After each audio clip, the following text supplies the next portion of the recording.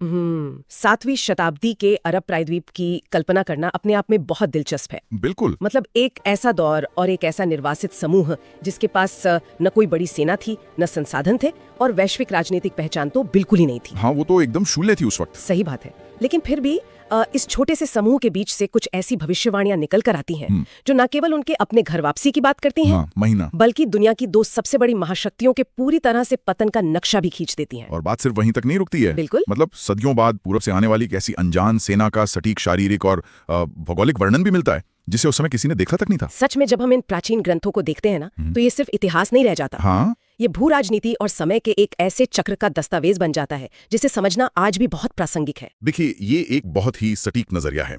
अक्सर जब हम ऐतिहासिक भविष्यवाणियों की बात करते हैं तो लोग उन्हें सिर्फ आस्था के चश्मे से देखते हैं। हाँ, या फिर कोई चमत्कार मान लेते हैं। बिल्कुल। लेकिन अगर उन बातों को ठंडे दिमाग से एक विश्लेषक की तरह देखा जाए तो उनमें सभ्यताओं के उत्थान और पतन का एक बहुत ही गहरा पैटर्न नजर आता है। तो आज की इस गहन ऐतिहासिक चर्चा में हम इसी पर बात करने वाले हैं। सही कहा। आज हमारी इस चर्चा का आधार यूसुफ अल हज अहमद की किताब the unchallengeable miracles of the Quran के कुछ ऐतिहासिक अंश हैं। बिल्कुल। और मैं स्पष्ट कर दूं कि इस पूरे डीप डाइव का उद्देश्य किसी का पक्ष लेना बिल्कुल नहीं है। एकदम सही। हम किसी धार्मिक दृष्टिकोण को सही या गलत नहीं ठहरा रहे हैं। हाँ, जो कोई भी इतिहास की रणनीतियों और साम्राज्यों के बदलने के पैटर्न में रुचि रखता है उसके लिए ये विश्लेषण बहुत काम का है। तो चलिए शुरू करते हैं। ठीक है, आइए इसे थोड़ा और गहराई से समझते हैं। शुरुआत हम एक ऐसी घटना से करेंगे जो वैश्विक नहीं बल्कि बहुत ही स्थानीय थी। मक्का की विजय ना? बिल्कुल, जिसने आगे चलकर दुनिया का नक्शा बदलने की नींव रखी। ऐतिहासिक दस्तावेजों को खंगालने पर पता चलता है कि मदीना में निर्वासित जीवन बिता रहे पैगंबर मोहम्मद ने एक सपना देखा था। हाँ, और वो सपना बहुत ही विशिष्ट था। सपने में उन्होंने देखा कि वे और उनके साथी पूरी तरह से सुरक्षित होकर मक्का में प्रवेश कर रहे हैं और बिना किसी डर के अपने बाल मुंडवा रहे हैं। देखिए, इस सपने के समय की टाइमलाइन को समझना बहुत जरूरी है। वो कैसे? मतलब उस वक्त का मनोवैज्ञानिक माहौल बहुत तनावपूर्ण था। ये कोई शांति का दौर नहीं था। मक्का और मदीना के बीच युद्ध हो चुके थे, गहरी दुश्मनी थी। हाँ, जमीनी हकीकत तो एकदम अलग थी। बिल्कुल। ऐसे माहौल में ये घोषणा करना कि वे लोग बिना हथियार उठाए पूरी सुरक्षा के साथ मक्का में प्रवेश करेंगे, एक तरह से यथार्थ को नकारने जैसा लग सकता था। सच में, जब किसी समुदाय का मनोबल दांव पर लगा हो तो ऐसे सपने की घोषणा करना बहुत बड़ा जोखिम होता है। एकदम सही कह रही है। अगर ये सच नहीं होता तो नेतृत्व पर से लोगों का पूरा भरोसा उठ सकता था। और मुझे लगता है कि ये जोखिम हुदैबिया की संधि के समय अपने चरम पर पहुंच गया था। हाँ, वो एक बहुत ही नाजुक मोड़ था। मतलब जब मुसलमान उम्रा करने के लिए मक्का की ओर बढ़े तो कुरैश ने उन्हें रास्ते में ही रोक दिया। कोई युद्ध नहीं हुआ बल्कि एक संधि हुई। और ये संधि देखने में पूरी तरह से एक तरफा लग रही थी। मुसलमानों को बिना मक्का में प्रवेश किए ही वापस मदीना लौटना पड़ा। इसी वजह से वहां काफी निराशा फैल गई थी। हाँ, स्रोत बताते हैं कि उस समय हजरत उमर जैसे वरिष्ठ साथियों की निराशा बहुत स्वाभाविक थी। उन्होंने सीधा सवाल भी किया कि क्या उन्हें मक्का में प्रवेश करने का वादा नहीं किया गया था। और उनका ये सवाल पूछना लाजिमी भी था। मुझे तो ये स्थिति बहुत अजीब लगती है। मतलब जब नेतृत्व कोई सपना सुनाता है और हकीकत उसके ठीक विपरीत नजर आती है तो उस विसंगति को कैसे संभाला गया? यहाँ जो प्रतिक्रिया थी ना, वो कूटनीति का एक बहुत ही शानदार उदाहरण है। वो कैसे? देखिए, जब हजरत उमर ने वो सवाल पूछा तो पैगंबर का जवाब ये नहीं था कि परिस्थितियां बदल गई हैं या हमें इंतजार करना होगा। तो उन्होंने क्या कहा? उनका जवाब बहुत ही शांत और सटीक था। उन्होंने बस इतना पूछा, क्या मैंने ये कहा था कि तुम इसी साल वहां जाओगे? अरे वाह, ये तो बहुत ही गहरा जवाब था। बिल्कुल। ये एक ऐसा रणनीतिक ठहराव था जिसे उस वक्त की भावनाएं समझ नहीं पा रही थी। हुदैबिया की संधि वास्तव में कोई हार नहीं थी। मतलब एक तरह की कूटनीतिक जीत थी। हाँ, पहली बार मक्का के कुरैश ने मुसलमानों को एक विद्रोही समूह के बजाय एक समान राजनीतिक इकाई के रूप में मान्यता दी थी। समझ गई। और इसी शांति के दौरान इस्लाम का संदेश पूरे अरब में सबसे तेजी से फैला क्योंकि युद्ध का तनाव खत्म हो चुका था। पता है, ये हुदैबिया की संधि मुझे शतरंज के खेल की याद दिलाती है। शतरंज? वो कैसे? कभी कभी खिलाड़ी अपने सबसे महत्वपूर्ण मोहरे को पीछे खींच लेता है। सामने वाले को लगता है कि वो जीत रहा है या उसने एक बड़ा हमला टाल दिया है। हाँ, होता है ऐसा। लेकिन असल में वो पीछे हटना महज एक चेकमेट की तैयारी होती है। क्या बात है, बहुत ही सटीक एनालॉजी है। और इस घटना के तुरंत बाद सूरह अल फतह का सामने आना इसी बात की पुष्टि करता है ना। ये गारंटी दी गई कि वो सपना निश्चित रूप से सच होगा। बिल्कुल। और ये सिर्फ एक कोरी घोषणा नहीं थी। इसके महज 2 साल बाद 8 हिजरी के रमजान में जो हुआ वो इतिहास में अद्वितीय है। मक्का की विजय। हाँ, लेकिन जिस तरीके से ये विजय हुई वो सबसे ज्यादा चौंकाने वाला है। बिना किसी बड़े रक्तपात के एक पूरे शहर ने घुटने टेक दिए। ये तो सैन्य इतिहास में बहुत कम देखने को मिलता है। एकदम सही। जब भी कोई निर्वासित समूह सत्ता में वापस लौटता है तो हमेशा प्रतिशोध की एक लहर दौड़ जाती है। मारकाट, लूटपाट, ये सब जीत का हिस्सा माने जाते हैं। लेकिन यहाँ जो हुआ वो ठीक इसके उलट था। बिल्कुल उलट। ऐतिहासिक रिकॉर्ड बताते हैं कि पैगंबर मोहम्मद मक्का में एक विजेता के अहंकार के साथ नहीं आए थे, बल्कि अपनी ऊंटनी अल कस्वा पर सवार होकर अत्यधिक विनम्रता के साथ दाखिल हुए थे। जी, स्रोत बताते हैं कि उनका सिर कृतज्ञता में इतना झुका हुआ था कि वो ऊंटनी की काठी को छू रहा था। और सबसे बड़ी बात तो तब हुई जब मक्का के उन लोगों से पूछा गया जिन्होंने सालों तक उन्हें प्रताड़ित किया था। हाँ, जब उनसे पूछा गया कि वे अपने लिए कैसे सलूक की उम्मीद करते हैं, तो उन्होंने कहा एक महान भाई की तरह, और उन्हें माफ कर दिया गया। सोचिए इसका मनोवैज्ञानिक प्रभाव कितना गहरा रहा होगा। बहुत गहरा। ये सिर्फ एक शहर को जीतना नहीं था, ये पीढ़ियों की दुश्मनी को एक ही झटके में खत्म कर देना था। देखिए, ये एक वैचारिक जीत थी। उन्होंने शहर की दीवारों को नहीं बल्कि उसके निवासियों के मनोविज्ञान को जीता था। सही बात है। जब आप किसी को हराने के बाद उसे माफ करते हैं तो आप उसे हमेशा के लिए अपना बना लेते हैं। बिल्कुल। और इसी रणनीतिक और नैतिक जीत ने उस नींव को तैयार किया जिसने आगे चलकर इस नए समुदाय को अरब प्रायद्वीप से बाहर निकलने की ताकत दी और दुनिया की महाशक्तियों से टकराने की भी। हाँ, बिल्कुल। हाँ, तो अब हम चर्चा के उस मुकाम पर आते हैं जहाँ ये सब कुछ एक अलग ही स्तर पर पहुंच जाता है। वैश्विक स्तर पर। जी, मक्का की जीत तो एक स्थानीय या क्षेत्रीय मामला था, लेकिन किताब के अगले हिस्से में जो विवरण है वो सीधे तौर पर वैश्विक भू राजनीति को चुनौती देता है। हम बात कर रहे हैं कैसर और खुसरो के पतन की। हाँ, उस समय की दुनिया को देखा जाए तो पारसी साम्राज्य यानी खुसरो और रोमन साम्राज्य यानी कैसर, ये दोनों दुनिया की अजेय सुपर पावर्स थी। देखिए, इन दोनों साम्राज्यों का दबदबा आज के संदर्भ में अमेरिका और चीन के वैश्विक प्रभाव से भी कहीं ज्यादा था। सच में? हाँ, क्योंकि उस समय ज्ञात दुनिया का अधिकांश हिस्सा इन्हीं दोनों के इर्द गिर्द घूमता था।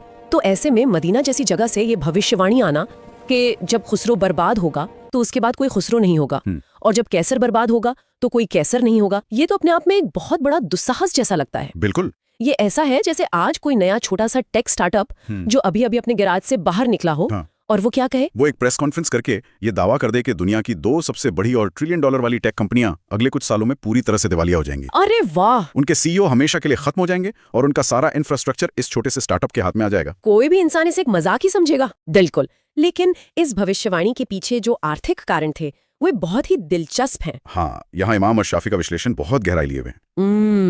उन्होंने क्या बताया था? उन्होंने इस भविष्यवाणी के पीछे छिपे कुरैश के आर्थिक डर को उजागर किया है। देखिए, कुरैश के लोग मुख्य रूप से व्यापारी थे। हाँ, उनका व्यापारी उनकी रीढ़ था। बिल्कुल। और उनका पूरा व्यापार नेटवर्क सीरिया और इराक के रास्तों पर निर्भर था। अब सीरिया रोमनों के कब्जे में था और इराक फारसियों के। तो उन्हें डर किस बात का था? कुरैश को ये डर सता रहा था कि अगर वे इस्लाम कबूल कर लेते हैं तो ये दोनों महाशक्तियां उन पर आर्थिक प्रतिबंध लगा देंगी, उनके व्यापारिक मार्ग बंद कर दिए जाएंगे और वे भुखमरी का शिकार हो जाएंगे। ये डर तो आज के समय में भी उतना ही सच लगता है। बिल्कुल। मतलब जब कोई बड़ी सुपर पावर किसी छोटे देश पर आर्थिक प्रतिबंध लगाती है तो उस देश की अर्थव्यवस्था कैसे चरमरा जाती है, ये हम आज भी देखते हैं। तो एकदम सही। तो उस समय के व्यापारियों का डरना पूरी तरह से तार्किक था। तो फिर इस भविष्यवाणी ने उस डर को कैसे दूर किया? देखिए, ये भविष्यवाणी महज एक धार्मिक आश्वासन नहीं थी, बल्कि ये एक भू राजनीतिक रोड मैप था। ये उन्हें बता रहा था कि जिन व्यापारिक मार्गों के बंद होने का वे डर पाल कर बैठे हैं, वे महाशक्तियां खुद रहने वाली हैं और उनके खजाने ईश्वर के मार्ग में खर्च होंगे। बिल्कुल। और इतिहास ने इसे किस तरह सच साबित किया, इसके तरीके बहुत अलग अलग थे। हाँ, फारस और रोम का पतन एक ही तरीके से नहीं हुआ था। यही वो अंतर है जो मुझे सबसे ज्यादा हैरान करता है। आप घटनाओं की बात कर रही हैं? जी, घटनाओं के अनुसार पैगंबर ने इन दोनों सम्राटों को पत्र भेजे थे। हाँ। और खुसरो ने अहंकार में आकर वो पत्र फाड़ दिया था। बिल्कुल। और इसके जवाब में जो भविष्यवाणी की गई कि उसका साम्राज्य छिन्न भिन्न हो जाएगा, वो अक्षरशः सच हुई। इब्ने हजर के विश्लेषण से क्या पता चलता है? उससे पता चलता है कि उस्मान की खिलाफत तक फारसी साम्राज्य को जड़ से उखाड़ फेंका गया। उसके बाद इराक या कहीं भी कोई नया खुसरो सत्ता में नहीं आया। यानी फारस का पूरा वजूद एक महाशक्ति के रूप में हमेशा के लिए मिट गया। एकदम सही। लेकिन कैसर के मामले में जो हुआ वो रोमन साम्राज्य की अलग संरचना को दर्शाता है। मतलब रोमन साम्राज्य तुरंत गायब नहीं हुआ? नहीं। अल खताब की व्याख्या के अनुसार कैसर बर्बाद होगा का अर्थ ये नहीं था कि हर एक रोमन नागरिक मारा जाएगा। तो इसका असल मतलब क्या था? इसका अर्थ यह था कि सीरिया और यरूशलेम के उस महत्वपूर्ण भौगोलिक क्षेत्र पर से कैसर का वो अजेय प्रभाव हमेशा के लिए खत्म हो जाएगा। और इतिहास गवाह है कि कैसर को यरूशलेम से खदेड़ दिया गया। बिल्कुल। और वो कभी उस क्षेत्र पर अपना वो पुराना दबदबा कायम नहीं कर सका। ये बहुत ही बारीक लेकिन महत्वपूर्ण फर्क है।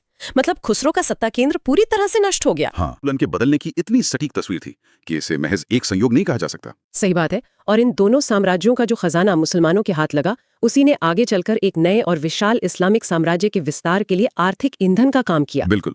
अब देखिए, एक बार जब ये नई महाशक्ति स्थापित हो गई तो इतिहास ने अपना अगला पन्ना पलटा। कौन सा पन्ना? जब कोई साम्राज्य अपने चरम पर होता है और उसके पास अथाह संपत्ति और सुरक्षा होती है तो अक्सर एक आत्मसंतुष्टि आ जाती है। हाँ, लोग बेफिक्र हो जाते हैं। लेकिन इन प्राचीन स्रोतों में सिर्फ उत्थान की बातें नहीं है, एक बहुत ही खौफनाक और अस्तित्व पर संकट पैदा करने वाली चेतावनी भी साथ साथ दी गई थी। एक ऐसा खतरा जो पूरब की तरफ से आने वाला था। बिल्कुल। ये इतिहास का वो हिस्सा है जिसे पढ़ते हुए एक अजीब सी सिहरन होती है। आप तातारियों और मंगोलों के आक्रमण की बात कर रही है ना? जी हाँ।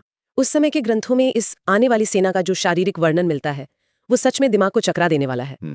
वर्णन कहता है कि वे गैर अरब होंगे, खुज और करमान जैसे क्षेत्रों से आएंगे।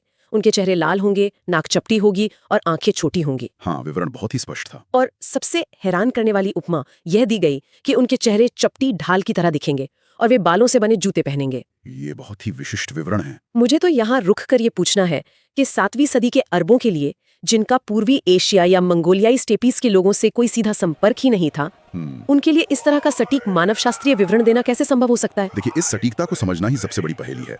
इब्न हजर ने यह स्पष्ट किया है कि जिन क्षेत्रों का जिक्र है वो पूर्वी खुरासान से लेकर चीन की पश्चिमी सीमाओं और उत्तरी भारत के बीच के इलाके हैं। अच्छा।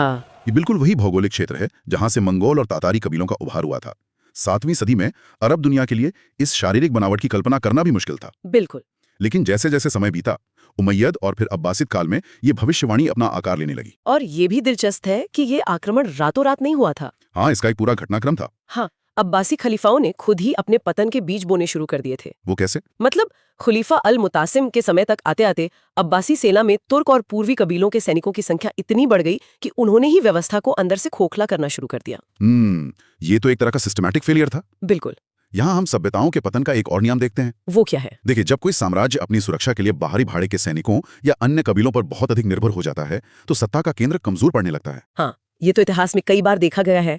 और चंगेज खान के उदय के साथ जो तबाही शुरू हुई वो मानव इतिहास की सबसे खौफनाक त्रस्तियों में से एक है। सच में। 6ठी शताब्दी हिजरी के बाद मंगोलों ने पूर्व के लगभग हर बड़े शहर को जलाकर राख कर दिया। और ये सब 656 हिजरी में उस बिंदु पर पहुंच गया जिसकी कल्पना शायद किसी ने नहीं की होगी। बगदाद का पतन। हाँ, बगदाद उस समय ज्ञान, विज्ञान और सभ्यता का वैश्विक केंद्र था। ये ऐसा था जैसे आज की दुनिया के सबसे उन्नत और सुरक्षित शहर को कुछ ही दिनों में मिट्टी में मिला दिया जाए। बिल्कुल। अंतिम अब्बासी खलीफा की जिस बेरहमी से हत्या की गई वो महज एक राजनीतिक हार नहीं थी। तो वो क्या थी? वो एक पूरे युग का अंत था। और उसके बाद तैमूर लंग ने जो सीरिया और दमिश्क में कहर बरपाया, उसने साबित कर दिया कि पूरब से आई यह आंधी कितनी विनाशकारी थी। बाप रे। इसी तबाही के संदर्भ में कुंतूरा के संतानों से जुड़ी एक और भविष्यवाणी का जिक्र आता है। हाँ, इसका गहराई से विश्लेषण करना बहुत जरूरी है। यह भविष्यवाणी सिर्फ यह नहीं बताती कि कौन हमला करेगा, बल्कि यह भी डिकोड करती है कि उस हमले के वक्त समाज कैसे विखंडित होगा। एकदम सही कहा आपने। यह मानव व्यवहार और संकट के समय के मनोविज्ञान का एक अचूक विश्लेषण है। हाँ, इस भविष्यवाणी में दजला नदी मतलब टाइग्रस नदी के पास बसरा के निचले इलाके का जिक्र है। ये बताया गया कि जब ये आक्रमणकारी सेना उस पुल के पास पहुंचेगी तो शहर के लोग 3 अलग-अलग समूहों में बट जाएंगे। ये हिस्सा बहुत ही दिलचस्प है। हाँ, पहला समूह वो होगा जो अपनी जान और मवेशियों को बचाने के लिए रेगिस्तान की ओर भाग जाएगा, लेकिन वे नष्ट हो जाएंगे। जी। दूसरा समूह वो होगा जो हमलावरों से अपनी सुरक्षा की भीख मांगेगा, उनके सामने घुटने टेकेगा, लेकिन वे भी मारे जाएंगे। और तीसरा समूह? और तीसरा समूह वो होगा जो अपने बच्चों और परिवारों को पीछे रखकर उन आक्रमणकारियों से आमने सामने की लड़ाई लड़ेगा और वे शहीद कहलाएंगे। देखिए, अगर हम युद्ध और समाज शास्त्र के नजरिए से देखें तो किसी भी बड़े संकट या अस्तित्वगत खतरे के समय समाज बिल्कुल इन्हीं 3 हिस्सों में बंटता है। हाँ, हमेशा ऐसा ही होता है। एक जो पलायन करता है, एक जो समझौता करने की कोशिश करता है और एक जो प्रतिरोध करता है। सदियों पहले एक ग्रंथ में समाज के इस व्यवहारिक पतन को इस तरह से वर्गीकृत करना अपने आप में असाधारण है। बिल्कुल असाधारण। ये सारी चर्चा हमें एक बहुत ही स्पष्ट लेकिन कठोर सच्चाई की तरफ ले जाती है। वो क्या? देखें, मक्का में एक छोटे से समूह की रणनीतिक वापसी से लेकर रोम और फारस जैसी विशाल महाशक्तियों के अचानक मिट जाने तक, और फिर पूरब से मंगोलों के उस खौफनाक और सटीक आक्रमण तक, ये पूरी टाइमलाइन सिर्फ पुरानी कथाएं नहीं है। एकदम सही बात है। ये भू राजनीति का एक ऐसा सजीव रडार है जो हमें बताता है कि दुनिया की कोई भी महाशक्ति, चाहे वो कितनी भी अजय क्यों न लगे, स्थायी नहीं होती। समय का पहिया हमेशा घूमता रहता है। और मुझे लगता है कि यही इतिहास का सबसे बड़ा सबक है। बिल्कुल। आज हम जिन भौगोलिक सीमाओं, आर्थिक ताकतों और सैन्य गठबंधनों को ठोस और शाश्वत मानकर चलते हैं, वे भी इसी चक्र का हिस्सा हैं। हाँ, कुछ भी परमानेंट नहीं है। इन प्राचीन स्रोतों का अध्ययन हमें केवल अतीत को समझने में मदद नहीं करता, बल्कि ये हमें वर्तमान घटनाओं को एक बहुत ही अलग, व्यापक और निष्पक्ष दृष्टिकोण से देखने की क्षमता देता है। हम समझ पाते हैं कि सत्ता का हस्तांतरण हमेशा उन्हीं रास्तों से नहीं होता जिसकी हम उम्मीद करते हैं। बिल्कुल। तो इसी के साथ हम आज की इस गहन चर्चा के अंतिम पड़ाव पर पहुंच गए हैं। हमने देखा कि कैसे सदियों पहले की गई ये घोषणाएं उस समय की दुनिया के लिए एक पहेली रही होंगी, लेकिन समय के साथ वे एक अचूक ऐतिहासिक दस्तावेज बन गईं। रोम का सिकुड़ना, फारस का मिटना और चपटे चेहरे वाले योद्धाओं का वो तूफान। हाँ, ये सब कुछ इतिहास के पन्नों पर दर्ज हो चुका है। ये हमें सोचने पर मजबूर करता है कि इतिहास के इस विशाल कैनवस पर आज हम कहाँ खड़े हैं। क्या आज भी कुछ ऐसा घटित हो रहा है जिसे हम अपनी सीमित दृष्टि के कारण पहचान नहीं पा रहे हैं? ये एक बहुत ही विचारणीय प्रश्न है और श्रोताओं के लिए आज का अंतिम विचार कुछ इसी दिशा में है। जरा आज के वैश्विक परिदृश्य पर गौर कीजिए। आज हम जिन सुपर पावर्स को तकनीकी, आर्थिक और सैन्य रूप से पूरी तरह अजेय मानते हैं, उनका भविष्य क्या होगा? ये सवाल तो हर किसी को खुद से पूछना चाहिए। बिल्कुल। यदि इन प्राचीन ग्रंथों ने शताब्दियों पहले के भू राजनीतिक बदलावों का इतना सटीक मानचित्रण कर दिया था, तो क्या यह संभव है कि भविष्य के वैश्विक बदलावों, नई महाशक्तियों के उदय और वर्तमान साम्राज्यों के पतन के संकेत आज भी हमारे आसपास मौजूद हो? बहुत मुमकिन है। शायद कुछ ऐसे पैटर्न, कुछ ऐसे आर्थिक या जनसांख्यिकीय बदलाव अभी भी चल रहे हों जिन्हें आज की दुनिया नजरअंदाज कर रही है, बिल्कुल वैसे ही जैसे खुसरो ने उस पत्र को फाड़ते वक्त किया था। निश्चित रूप से यह एक ऐसा दृष्टिकोण है जो इतिहास के हर गंभीर अध्येता को हमेशा अपने साथ रखना चाहिए। एकदम सही। तो इसी विचारोत्तेजक सवाल के साथ हम आज की इस गहन ऐतिहासिक चर्चा को यहीं विराम देते हैं। दुनिया के बदलते नक्शों और इतिहास के इन पन्नों में छिपे भविष्य के संकेतों को समझने की कोशिश हमेशा जारी रहनी चाहिए। सच्चे इल्म को लोगों तक पहुंचाने के लिए हमारा साथ दें, वीडियो को ज्यादा से ज्यादा शेयर करें और चैनल को सब्सक्राइब करें।